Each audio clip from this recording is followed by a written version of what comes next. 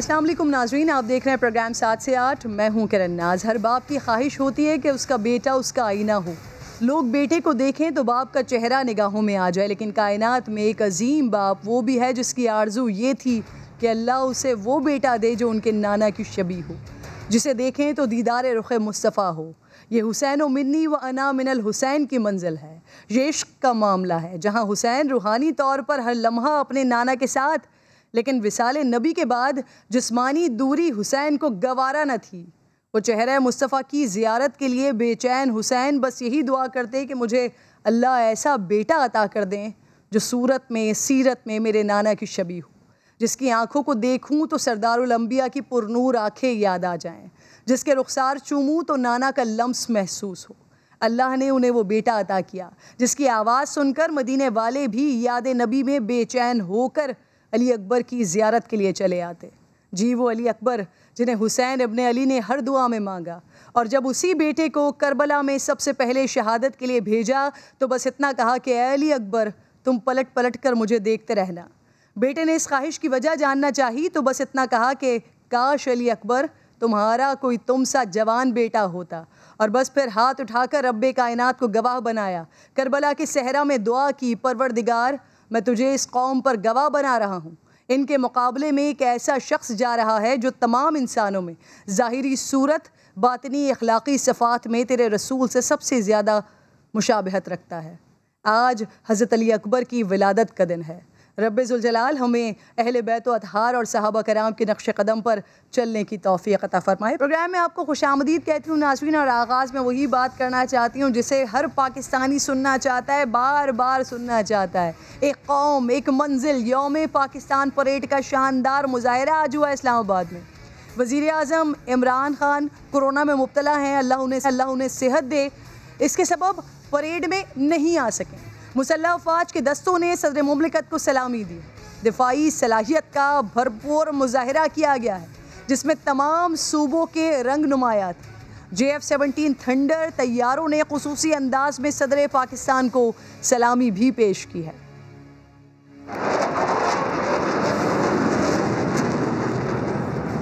Ladies and gentlemen, today the JF-17 Thunder is being flown by Wing Commander Mudassir Riaz. सदर पाकिस्तान को सब्ज़ हिलाली परचम के सामने सलामी देने का रवायती अंदाज।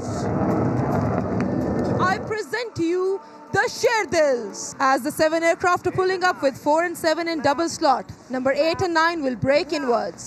Sherdils soaring the sky separate and independently like falcon, running in from the left. Number 8 squadron leader Saddam Akhtar at speeds around 650 kilometers per hour will perform a high G 360 degrees turn. क्या खूबसूरत मंजर। यौम पाकिस्तान के parade में नाज़रीन तुर्क फ़ौजी band Bahrain, फ़लस्तीन, Iraq, Sri Lanka, तुर्की के पैराट्रूपर्स ने ख़ुसूसी तौर पर शिरकत भी की है, और दिल जब खुशी से निहाल हो गए जब तुर्क बैंड ने दिल दिल पाकिस्तान गाया। सुनिए ज़रा।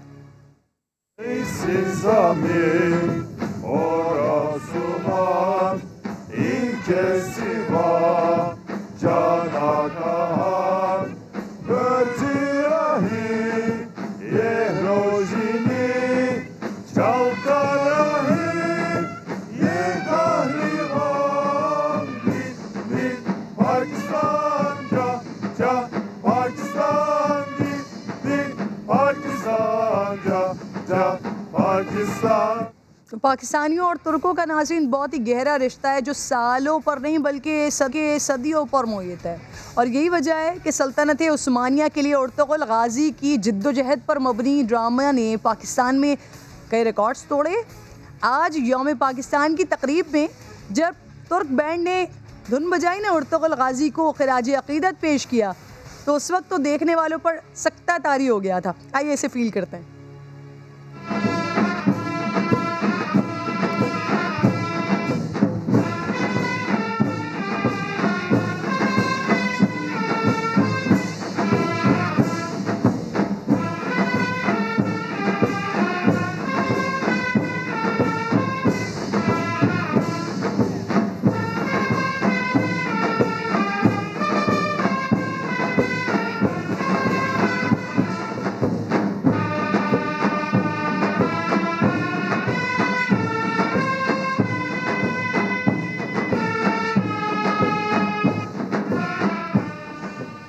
अच्छा नाज़रीन, इसके अलावा तुर्क तैयारे ने यौम पाकिस्तान के मौके पर फ्लाई पास्ट का भी बड़ा खूबसूरत मुजाहरा किया है। पायलट ने उर्दू ज़बान में पाकिस्तानियों को यौम पाकिस्तान की मुबारकबाद भी दी है। तुर्क दोस्ती जिंदाबाद।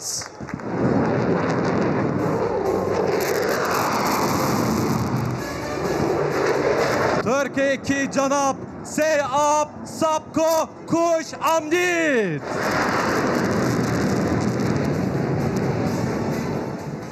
तो फिर ये सारी मनाज़र देखते हुए इस बात को कहने में मुझे कोई यार महसूस नहीं होती कि तुर्क भाइयों की इस परफॉर्मेंस ने पाकिस्तानियों के लिए आज का दिन मज़ीद यादगार बना दिया है। तारीख़ी तौर पर वैसे ही आज का दिन पाकिस्तान के लिए, पाकिस्तानियों के लिए बड़ा यादगार है, क्योंकि ये आज ही का तो दिन था। आज ही की वो 25 तारीख़ थी कि जब 29 साल पहले इमरान खान की क़यादत थी, पाकिस्तान ने वर्ल्ड कप जीता था। इस दुआ के साथ कि ये खुशी के लम्हात पाकिस्तान मुसलसल देखता रहे, ऐसे ही आगे बढ़ता रहे, ग्रो करता रहे। हम भी आगे बढ़ रहे हैं जी अगले टॉपिक की जानिब, और कल बड़ी इंपॉर्टेंट पेशी होने जा रही है मरियम नवाज़ साहिबा की, और इस हवाले से मरियम की नैब पेशी पर कानून की हुक्मरानी पर समझौता हो नहीं सकता।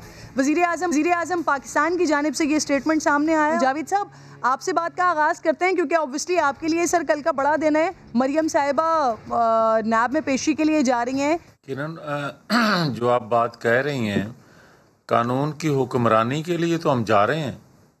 आप ये देखें कि पाकिस्तान के अंदर कोई ऐसा अदारा है जिस पर हुकूमत वक्त जो है वो खुश हो, और किस बुनियाद पे हो, वो सिर्फ़ और सिर्फ आपको नज़र आएगा नैब। और नैब इसलिए कि आप ये देखें कि इन्होंने 2.5 सालों में इस नैब को किस तरह इस्तेमाल किया। आज इस तरह लगता है जैसे पीटीआई का एक विंग है, वो जो कहते थे ना ये कि वो बनाए हैं, इन्होंने कोई विंग बनाया था एक अपना, क्या नाम इन्होंने रखा था पिछले दिनों, कोई इस तरह का आसमानदार ही उसके हेड बनाए थे इन्होंने।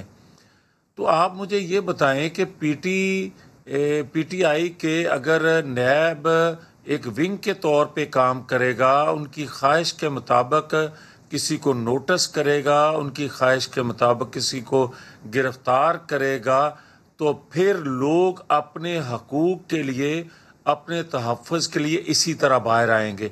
जिसकी एक मिसाल मैं और देता हूँ किरण आपको।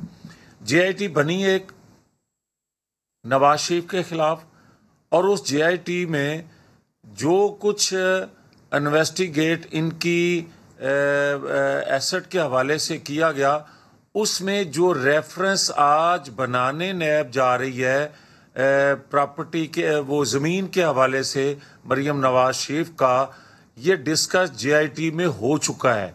और जब ये JIT ने रिपोर्ट पेश की सुप्रीम कोर्ट में, तो सुप्रीम कोर्ट ने ये पूछा कि आप किस चीज़ पर इस फैमिली के ख़िलाफ़ या नवाज शरीफ के ख़िलाफ़ रेफरेंस बनाएंगे। उन्होंने 3 चीज़ें जो कहीं उनमें कहीं भी जिक्र नहीं था इस ज़मीन का, जो रेफरेंस आज बनाने जा रहे हैं। तो सो मैं कहना ये चाहता हूँ कि जिसको सुप्रीम कोर्ट में डिस्कस किया जा चुका हो और उसकी मनी ट्रेल भी आप एक्सेप्ट कर चुके हों कि कोई ऐसा सुकम नहीं है, तो फिर आज इमरान खान की ख्वाहिश पर नैब नोटिस करेगी, तो फिर वहाँ कोई फूलों के गुलदस्ते लेकर नहीं जाएगा। यकीनन अपनी लीडर की हिफाजत के लिए लोग उसके साथ जाएंगे। सर क्या दोबारा पत्थर लेके जाएंगे सर? इजहारे यकजहती के लिए नैब कोर्ट जाएंगे? कतई नहीं। और पहले भी मैं ये बता दूं किरण कि अगर उस वक्त लाठी चार्ज न करवाया जाता, आंसू गैस चलवाने की हदायत न की जाती, गिरफ्तारियों का आर्डर न दिया जाता, तो उस वक्त भी सामने से पथराव ना होता। सर तैयारी के साथ तो गए थे ना, रख के तो लेके गए थे ना सर। हिफाजती तौर पर अगर लेके गए थे तो कल भी फिर हिफाजती तौर पर लेके जा रहे हैं पत्थर। भाई मैं किरण आपको फिर ये बता दूं कि इन्होंने जो एक प्रेस रिलीज नैब ने जारी किया है 2 दिन पहले कि 1 किलोमीटर का जो इलाका है उसको इन्होंने रेड जोन करार दिया है, बिल्कुल हम वहां जाकर रुक जाएंगे। और आगे मरियम नवाज शरीफ जो हैं वो और एक उनके साथ गाड़ी जो है वो नैब ऑफिस जाएगी। बाकी तमाम लोग जो हैं जो इन्होंने हाथ सर, आप बड़ा ये बड़ा ऐलान कर रहे हैं आप, ये बड़ी आप खबर दे रहे हैं। आप कह रहे हैं कि रेड जोन के अंदर मुस्लिम लीग नून के कारकुनान या फिर जो पीडीएम के कारकुनान आप लोगों के साथ मौजूद होंगे वो नहीं जाएंगे, रेड लाइन क्रॉस नहीं करेंगे। बिल्कुल मैं ये जिम्मेदारी से कह रहा हूं, हम किसी तौर पर भी तशद्दुद नहीं चाहते, किसी तौर पर भी ये नहीं चाहते कि हमारे हैं जवान, हमारे हैं अदारों में बैठे लोग, वो पुलिस में हो, रेंजर में हो, अगर वो भी जख्मी होंगे तो हम तकलीफ महसूस करते हैं। मगर ये कोई तरीका नहीं है कि आप अगर जो भी आपने एक किलोमीटर का रेड जोन जिसको डिक्लेयर किया उससे पीछे अगर आप रोकेंगे जावेद साहब एक बात बताइए ना सर, कोरोना वैसे ही सर पंजाब में बहुत ज्यादा फैल रहा है सर, बहुत ज्यादा सीरियस क्रिटिकल इस वक्त सिचुएशन बन रही है। कल की पेशी में हजारों का मजमा ऑब्वियसली इकट्ठा होगा जब आप लोग कर रहे हैं, जब मोबिलाइज कर रहे हैं लोगों को। जब सियासी लीडर्स ही एसओपीज को फॉलो नहीं करेंगे तो फिर आवाम से क्या तवक्को की जाए जावेद साहब? फिर मुझे ये बताएं किरण कि आप अपने इंतकाम से पीछे हटने को तैयार ही ना हो, आप अदारों को अपने इंतकाम के लिए इस्तेमाल करें। आप अदारों कोई तज़हीक ही नहीं करते खुद, बल्कि आज हुकूमत में जिस तरह भी आ गए पेशी पे तो वैसे ही जा रहे हैं ना जावेद साहब, कारकुनान को लेकर जाने की क्या जरूरत है सर? करें जैसे आपकी जमात के विंग हो सर, कारकुनान को लेकर जाने की क्या जरूरत है सर? क्या डराने धमकाने के लिए लेकर जा रहे हैं? और पीछे भाई अच्छा, फिर मुझे ये बताएं कि हमने 2.5 सालों में क्या प्राइम मिनिस्टर हाउस पर हमला कर दिया है, क्या हमने पीटीवी पर हमला कर दिया है, क्या हमने असेंबली पर हमला कर दिया है, क्या हमने पुलिस वैन से लोगों को खुद छुड़वाया जो इमरान खान ये फेल सारा खुद करते रहे? कोई चीज हमें बताएं तो सही। कोई एक गमला तोड़ा है हमने सारी एजिटेशन में? तो अगर आप हमारी लीडर को धमकियां देंगे फोन कॉल के जरिए, सर मुझे मकसद बता देंगे जावेद साहब, मुझे मकसद बता देंगे सर, वो जाएंगी उनसे इन्वेस्टिगेशन होगी सर। जी जावेद साहब, मकसद ये है, जाने का मकसद आप पूछ रही हैं? जी जावेद साहब आप कंटिन्यू कीजिए। मकसद ये है कि अगर आप किरण जी अगर जाने का मकसद आप पूछ रही हैं तो मैं पहले अर्ज कर चुका हूं कि नैब एक सियासी अदारा है और नैब ने ये जो नोटिस किया है ये सियासी है और सियासत का जवाब हम सियासत से ही देंगे। हम सियासत का जवाब गोली से तो नहीं दे सकते, हम सियासत का जवाब जो है वो गाली से तो नहीं। सही। अच्छा जावेद साहब, सर पीपल्स पार्टी बीएनपी से मुलाकात करके पैगाम नून लीग को पहुंचाती है, फिर मौलाना कोई पैगाम लेकर जाते हैं और अचानक पीपल्स पार्टी मरियम के साथ जाने का ऐलान कर देती है। ऐसे क्या ऑफर किया आप लोगों ने पार्टी को कि एकदम ही सब कुछ सेट हो गया? आपको बताऊं, मैं बड़ा क्लियर हूँ इस मामले में कि 2 चीजें हैं जिस बुनियाद पर पीडीएम बनी। एक तो ये है कि हम निज़ाम की दुरुस्तगी चाहते हैं, हम आइन कानून की बालादस्ती चाहते हैं, हम आइन कानून की अमलदारी चाहते हैं।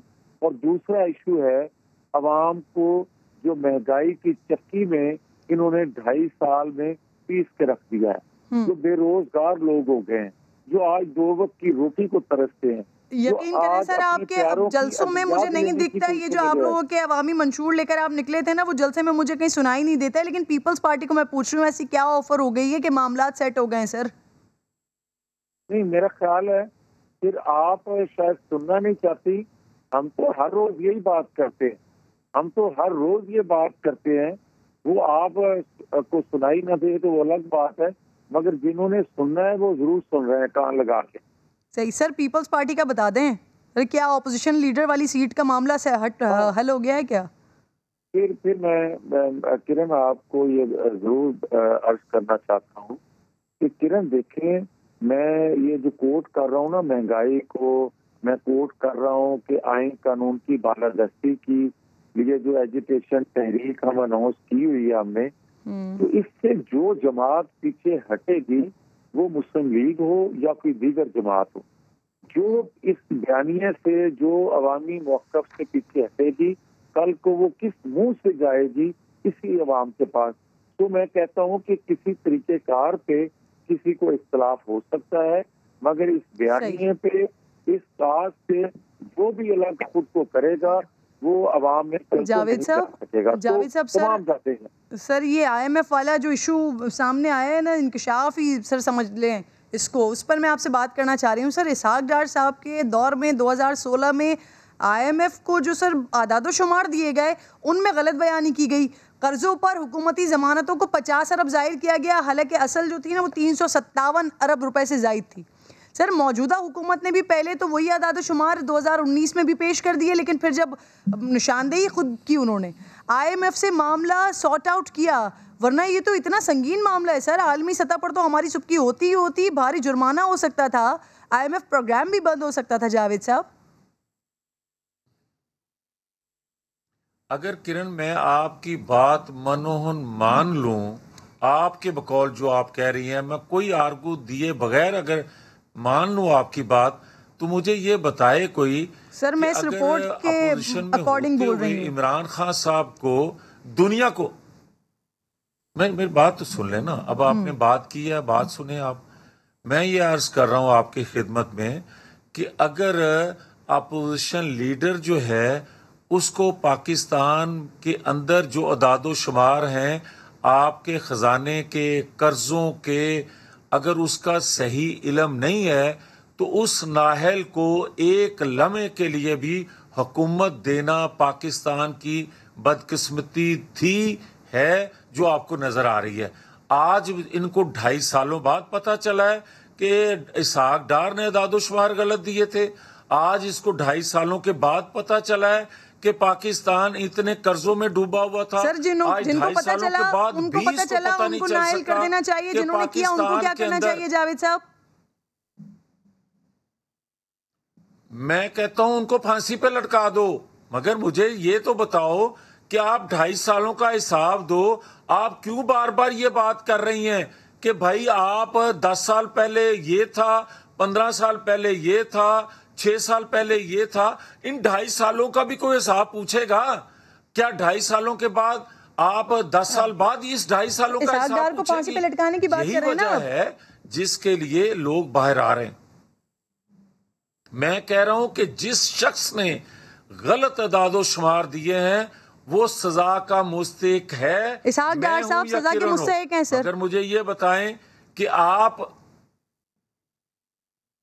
को, मैं फारसी तो बोल नहीं रहा, या आपको जो समझ नहीं आती, या मैं कोई अरबी में बात कर रहा हूं आपकी सर, मैं हैरान हो रही हूँ इस वजह से मैं हैरान होकर पूछ रही हूँ आपसे सर।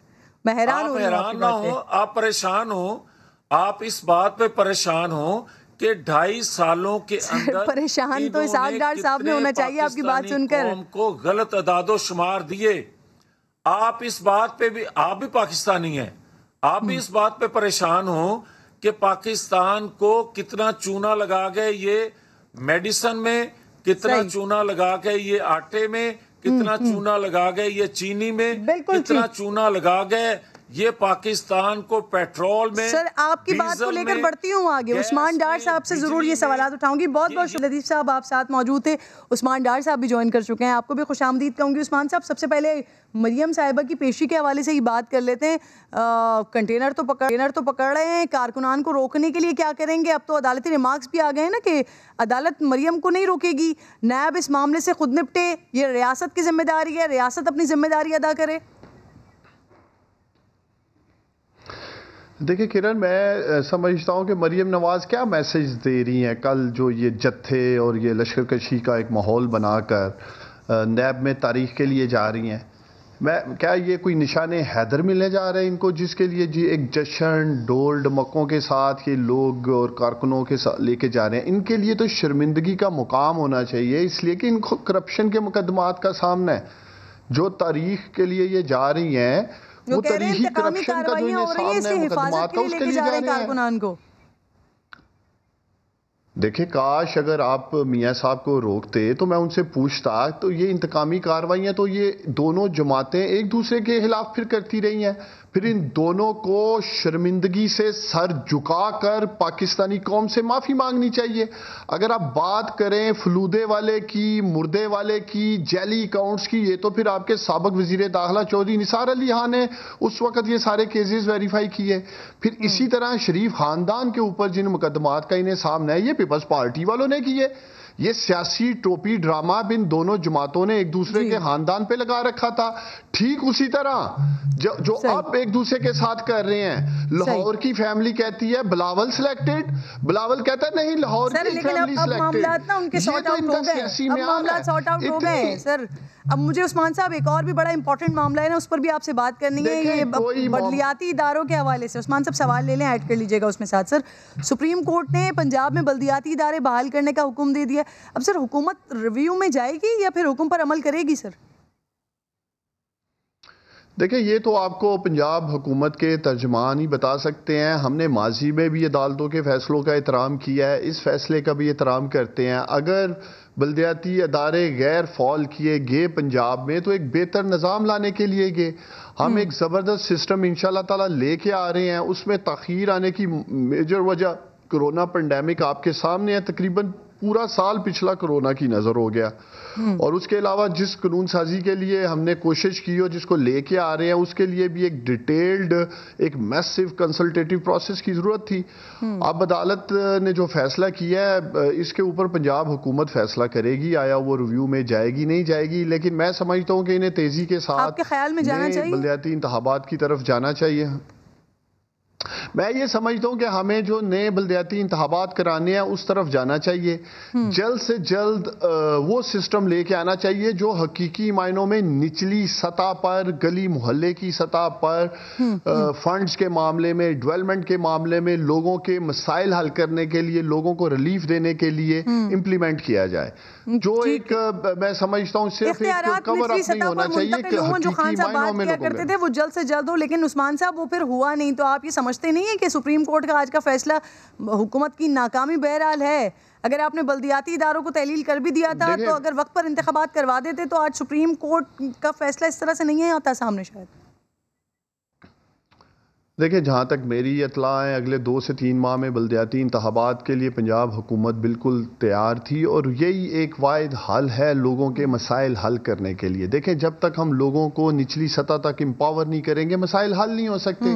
हम आए रोज़ देखते हैं PDM अपोजिशन वाले आटा दाल चीनी के खेल खेलते रहते हैं। क्या इनके दौर में चीनी की कीमतें ऊपर नहीं गई, आटे की कीमतें ऊपर नहीं गई? क्या ये कोई दूध और शहद की नदियाँ बहा के यहाँ गए हैं? अगर रहते मियाँ जवेद लतीफ़ साहब, मैं उनसे पूछता कि 40 सालों में एक अदारे का नाम बताएं जो इन्होंने कमाऊ अदारा वज़ीर आज़म इमरान खान के हवाले किया और हमने तबाह कर दिया। तबाह हाल अदारे हमें दिए। खुद 40 साल से मुसल्लत हैं जमहूरियत के नाम पे ये लोग, और 2-2.5 साल में प्राइम मिनिस्टर इमरान खान से कहते हैं भी आपने किया क्या? इस तरह की बैड मिसमैनेजमेंट की गई। और जो फिगर फजिंग का आप जिक्र कर रहे थे, 50 अरब का जो मामला इसहाक डार साहब का रखा, ये इसी तरह से नौसरबाजियां करते रहे हैं ये लोग। सुबकी हुई हुकूमत की भी और मुल्क की भी इंटरनेशनल फोरम्स में यही इनका वतीरा रहा, झूठ बोलना। लीडरशिप झूठ बोलते पकड़ी गई है तो अदालतों को ये हमारी टारगेट करते हैं। इसी तरह मरियम नवाज जो पहले हम जिक्र कर रहे थे, आपको भी तो देखना चाहिए था उस्मान साहब। बहरहाल सर, मैंने आगे इसी पर ही बात करनी है, मुझे ब्रेक लेना है। आप साथ को बेहद शुक्रिया। ब्रेक के बाद वापस आ रहे हैं।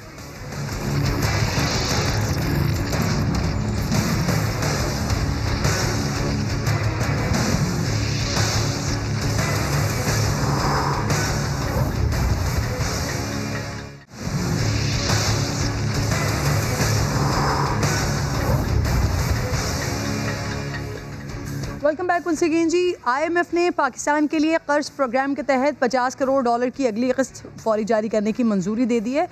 माशी इस्लाहात में पेशरफ्त को तसल्ली बख्श भी करार दिया है, लेकिन साथ टैक्सेस मज़ीद बढ़ाने और GST और इनकम टैक्स में मज़ीद रिफॉर्म्स, फैटफ एक्शन प्लान की जल्द अज जल्द तकमील पर भी जोर दिया है।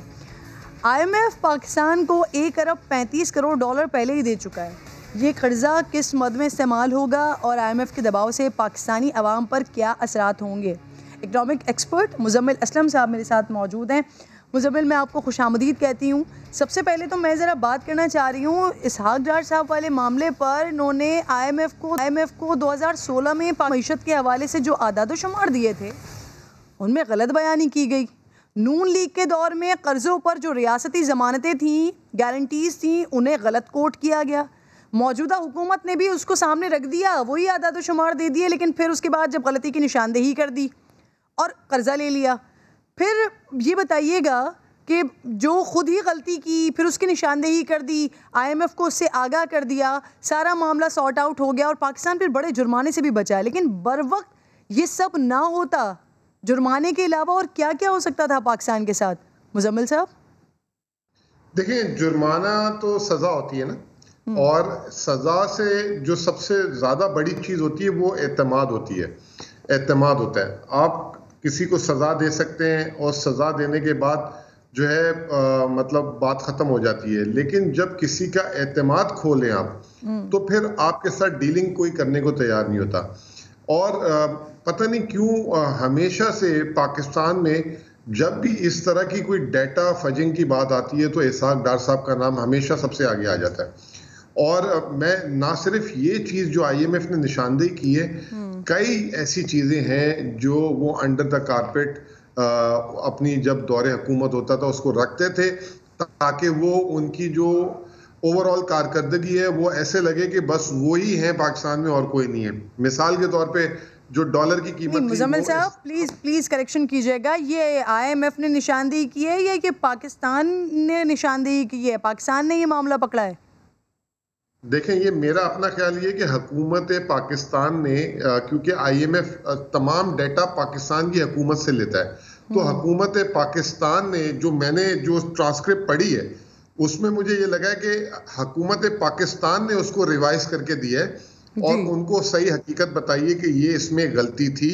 और इसमें क्योंकि अब हमारी हुकूमत को ये तो नहीं बोलना था कि साबिक वजीर खजाना की गलती थी, उन्होंने उनकी गलती पे भी पर्दा डाला है और ये बोला कि ये जो है मतलब हुकूमती इदारे आपस में इंटर कनेक्टेड नहीं थे और जो स्टेट इदारे थे जैसे स्टील मिल, PIA वगैरह, इन्होंने जो कर्जे लिए थे उस पे हुकूमत को जो है ना वक्त पे आगाह नहीं किया गया था, तो इसलिए हुकूमत का रिकॉर्ड अप टू डेट नहीं था। लेकिन ये 2016 में ये जो है ये कंसील किया गया। तो मैं ये कह रहा था कि डार साहब जो है ना सिर्फ ये जो टैक्स के बड़े बड़े नंबर दिखाते थे तो वो एक्सपोर्टर्स के रिफंड रोक देते थे और वो जो है बहुत सारी चीजें इस तरह की करते रहे माजी में भी। तो इससे जो है एक इंटरनेशनल IMF ने बकायदा इस पे प्रेस रिलीज निकाली बिल्कुल और ये प्रेस रिलीज निकालने का मतलब ये कि पूरी दुनिया पढ़ेगी उसे।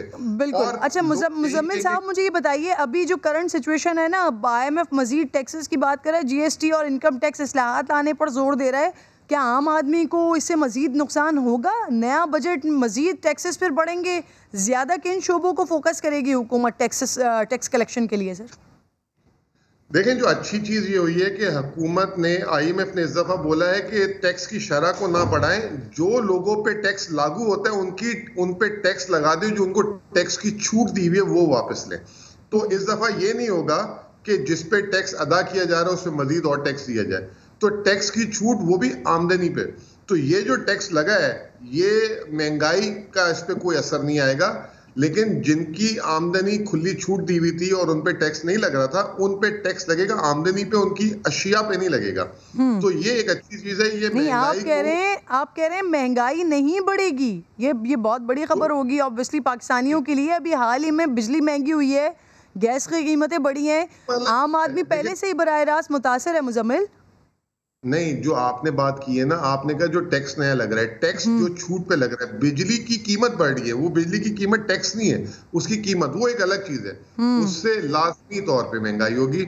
और जो है अब हुकूमत को बाकायदा तौर पे देखें, मैं हमेशा से ये कहता हूं कि अगर आपको बिजली सस्ती भी मिल रही है ना तब भी महंगाई होती है, क्योंकि आप अपनी हुकूमत कर्जा लेकर आपको सस्ती बिजली देती है, और जब वो कर्जे को अदा करती है तो वो कहीं ना कहीं टैक्स लगाती है या सूद की अदायगी करती है, तो तब वो तमाम का तमाम आवाम पे शिफ्ट होता है। तो बेहतर ये है कि आवाम को पता हो कि वो जितने की बिजली है उतने की ही खरीद रहे। आवाम को ये बेवकूफ बनाया जाता है, माजी में भी बनाया गया कि हम आपको सस्ती बिजली दे रहे हैं, कोई घर से तो नहीं दे रहे। उस्मान डार साहब, क्योंकि हुकूमती नुमाइंदे भी यहाँ पे मौजूद हैं तो उनसे भी इस पर रिएक्शन ले लेती हूँ।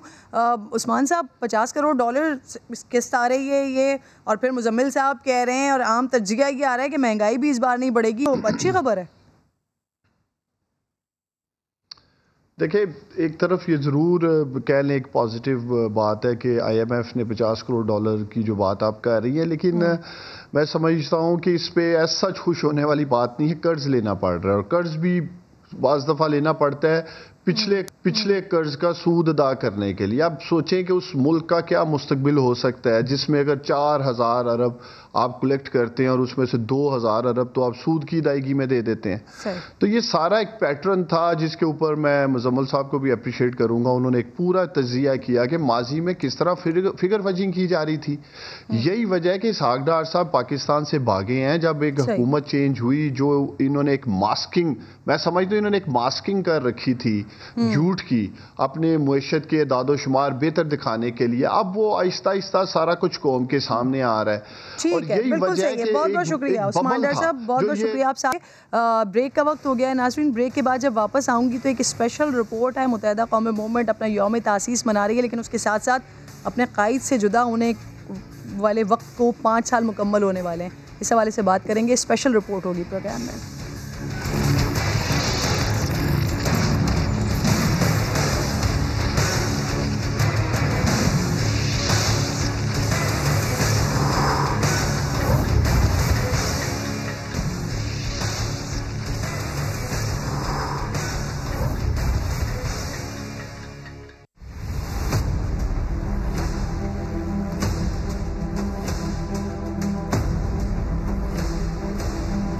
MQM अपना 37वां यौम तासीस शानदार अंदाज में मना रही है, लेकिन इसी MQM को अपने रूहानी वालिद से जुदा हुए 5 साल भी होने को हैं। अल्ताफ हुसैन से दूरी के 5 साल खुद MQM और बिलखुसूस कराची वालों के लिए कैसे रहे, ये हमने जानने की कोशिश की। मालूम हुआ कि अल्ताफ हुसैन पर पाबंदी के बाद से कराची में 5 सालों के दरमियान एक भी हड़ताल नहीं हुई है। कराची से ताल्लुक रखने वाले मशहूर बिजनेसमैन अतीक मीर कहते हैं कराची के ताजिरों का 5 सालों में 300 अरब का फायदा हुआ। अल्ताफ हुसैन एक ऐसा भयानक दौर का नाम है कि जो कराची के ताजिर आज भी सोचते हैं और उन्हें झुरझुरी आती है। हमारे लिए वो रूह फुरसा, वो इंतहाई भयानक वो जो मंजर थे, वो जो दिन थे, वो जो लम्हात थे, वो 5 साल यूँ समझ लें कि इस कदर सूरत हाल हड़तालों के सिलसिले में ख़राब रही कि 100 से ज़्यादा हड़तालें 2008 और 2013 के दरमियान कराची शहर हड़तालों और भत्ताखोरी का शहर बन गया था। तो अंदाज़ा करें कि 3 अरब यौमिया हड़ताल में नुकसान होता था।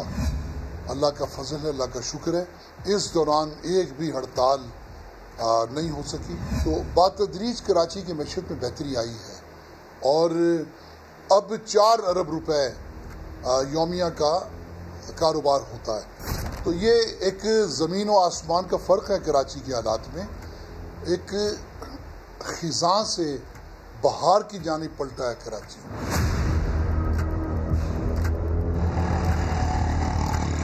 उस दौर में कराची का एक मसला तो आए रोज हड़तालें थी, लेकिन दूसरी तरफ भत्ताखोरी भी आम थी जो अब 0 पर आ चुकी है। ये बड़ी बात है कि दिन में जहां सैकड़ों कॉलें, पर्चियां और उसके बाद वो फिजिकली भी राब्ते भत्ते के लिए किए जाते थे, उसके बाद 2013 से लेके आज तक 1% भी भत्ताखोरी की कहीं कोई अलामत नहीं है। भत्ते के मामले में कराची 0 पॉइंट पर है और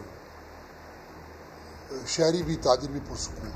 MQM लंदन पर पाबंदी गो के ताखीर से हुई, लेकिन इस पाबंदी के नतीजे में कराची की मईशत की मुर्दा ज़मीन जी उठी, एक ज़िंदगी आ गई इसमें।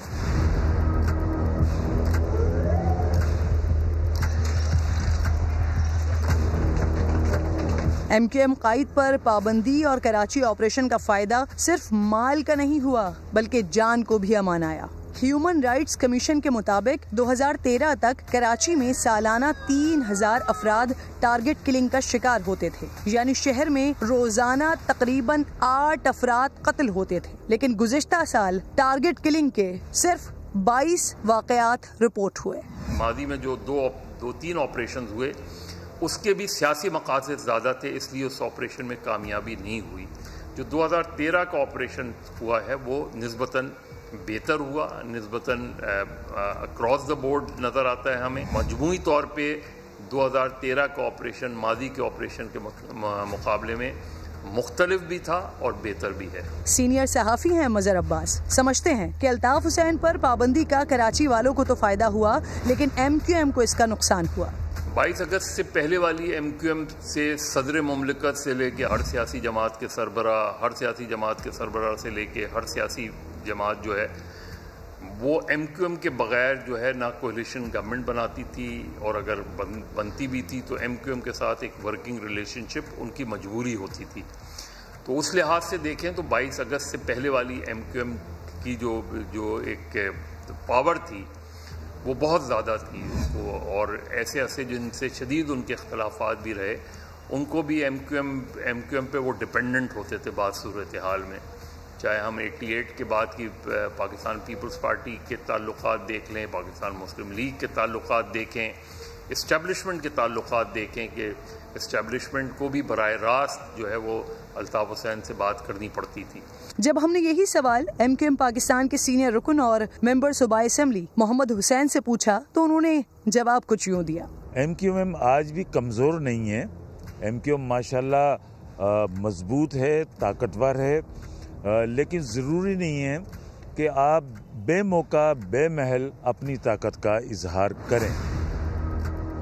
कराची से हड़तालों का खात्मा, टारगेट किलिंग में 99% कमी, भत्ताखोरी भी न होने के बराबर, अल्ताफ हुसैन पर पाबंदी और कराची ऑपरेशन से ऐसा कराची सामने आया 5 साल पहले जिसका तसव्वुर भी मुमकिन नहीं था।